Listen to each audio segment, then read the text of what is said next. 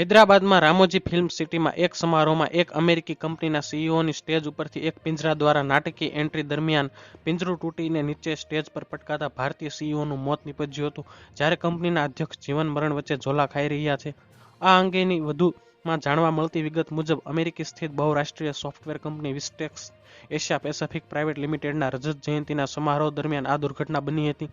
કંપનીના અધિકારીઓના જણાવ્યા મુજબ કંપનીના સીઈઓ સંજય શાહ ઉંમર વર્ષ 56 અને કંપનીના અધ્યક્ષ વિશ્વનાથ રાજુ દત્તાલને નાટકીય રીતે લોખંડના પિંજરામાંથી નીચે સ્ટેજ પર ઉતારવાના હતા. આ સમયે સંગીત વાગી રહ્યું હતું ત્યારે રાજુ અને શાહ પિંજરામાંથી હાથ ઊંચો કરી અભિવાદન કરી રહ્યા હતા. તે દરમિયાન પિંજરા સાથે જોડાયેલા બે તારમાંથી એક તાર તૂટી જતા પિંજરું 15 ફૂટ ઊંચાઈથી નીચે કોન્ક્રીટના સ્ટેજ પર ખાબક્યું હતું. કંપનીના અન્ય અધિકારીઓની ફરિયાદ પર પોલીસે ફિલ્મ સિટી કાર્યક્રમના મેનેજમેન્ટ અધિકારીઓ સામે કેસ દાખલ કર્યો છે. તો હાલ માટે આટલું જ રાખીએ છીએ.